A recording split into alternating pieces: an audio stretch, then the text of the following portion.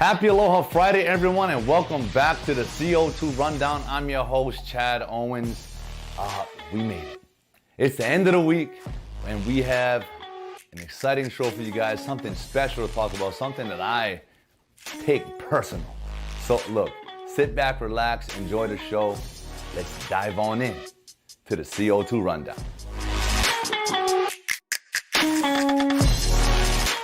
Let's go. We in there. Our UH men's volleyball team are in the NCAA finals. And this is where, for me, this is where it gets personal, okay? We took care of business in the semis, right? We avenged our Big West tournament sort of like woes there. We didn't win that. UC Santa Barbara won that. They celebrated, on our home court. Well, we swept them in the semis to get to where we are now, in the finals. And guess who we're playing? BY who? Look, Brigham Young, that might be one of the longest rivalries between us and them in college sports. It doesn't matter what sport at the University of Hawaii you're playing. If you're playing BYU, your energy level rises a little bit more. Your blood starts boiling a little bit more. And, hey, I have nothing against them. I was just joking when I said I take it personal, but it is a rivalry that has been part of our history for years. So, again, it doesn't matter in what sport. I was able to play them a few years while I was playing football, which is amazing. We all know that game back in 2001 at the Aloha Stadium. And those that were there in that game, and you know what I'm talking about, you know that feeling. And look, here it is again, but it's in the volleyball arena. Our men are playing for a national title, and I feel as if this is our time. This is our time. So, look, I just want to congratulate our men in making it. And, some of you, I'm pretty sure coaches, you guys are starting to learn about this rivalry. There's a lot at stake here, but the number one goal is not who we're playing. It's what we're playing for. It's that title. All right? It's for the seniors. It's for the coaches. It's for the program. It's for the fans. It's for everybody. So let's go out there tomorrow and take care of business.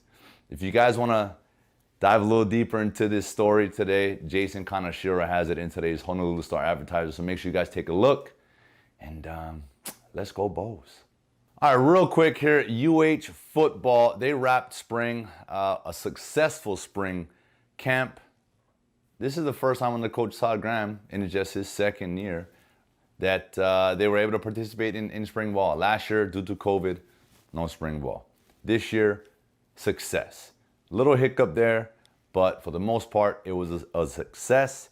And Stephen Tsai has more details in today's Honolulu Star-Advertiser, highlighting that defense with Coach Trent Figg.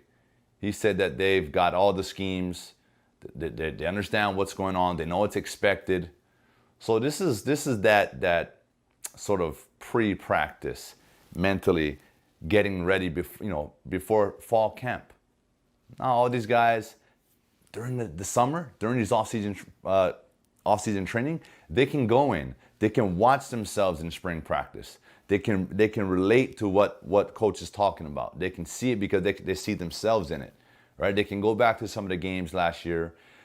So that's why this is such an exciting time for UH football, right? New facilities being transformed. That's exciting stuff. So lots to look forward to for this program. And I'm excited for when the fall rolls around. All right, on the national level, we got the Olympics supposed to have taken place this year in Tokyo. Well, there's a petition right now where there's, I believe, over 10,000, tens of thousands of signatures already to either cancel, I think that's the number one goal, to cancel this year's Olympics or postpone it because of the rising cases in coronavirus in Japan. Only 2% of the population right now in Japan is vaccinated.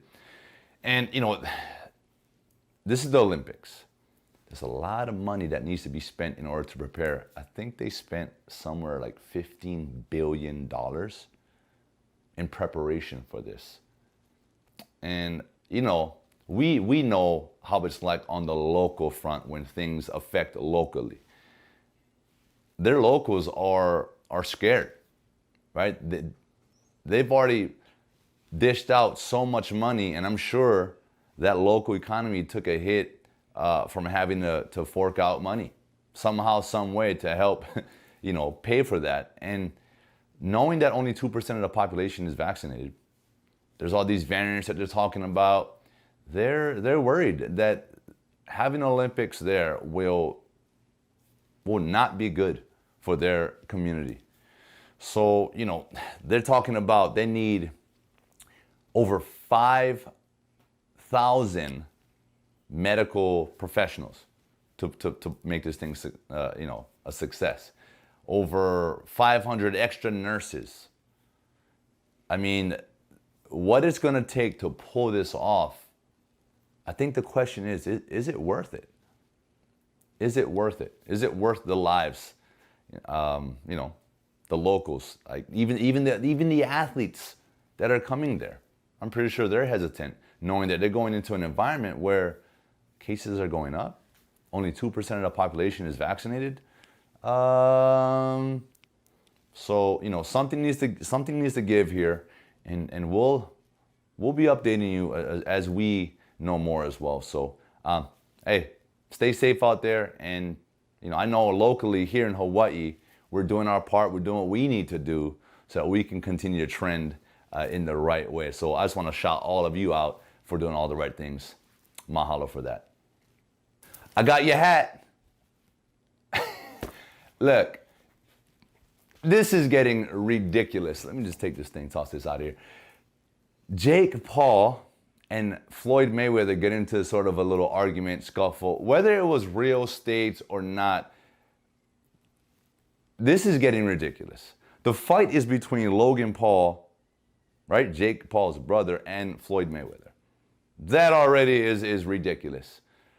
But man, it's about making this money. And I just can't help. I've talked about it before.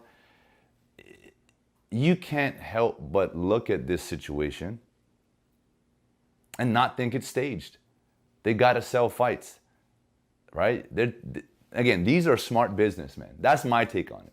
These are smart businessmen promoting the fight, doing what they need to do to get the media involved, to blow this thing up. It's all over Bleacher Report, ESPN Sports. This thing, it went viral. And that's how you get paid today. You go viral. And so I just think, and Jake Paul, this dude's wild, man. You guys not following this dude. I mean, it's comedy. He's wild. He went and tattooed on his leg, "I got your hat," with a little outline of Mayweather's hat. Yeah, it's wild. So I want to know what you guys think about that situation, this fight, this whole trend that's happening right now in exhibition fights, especially, you know, YouTubers versus real fighters. I don't know. I mean, let us know your thoughts. I think it's a little out of this world, but at the end of the day, these guys are getting paid. And who cares, man? And the people that are paying them are the viewers. The pay-per-view. People are paying to watch this entertainment. And that's just a small percentage of the globe, right? And that's all they're going for, right? Again, hey, hats off to them for being smart businessmen. And yeah, it's a little wild though. I think Logan Paul is getting, I don't know if he's going to get knocked out, but he's not. Yeah, we're talking about Floyd Mayweather here. And who knows? Maybe Floyd will take out Logan, and that same night, he'll fight the brother Jake. We'll see.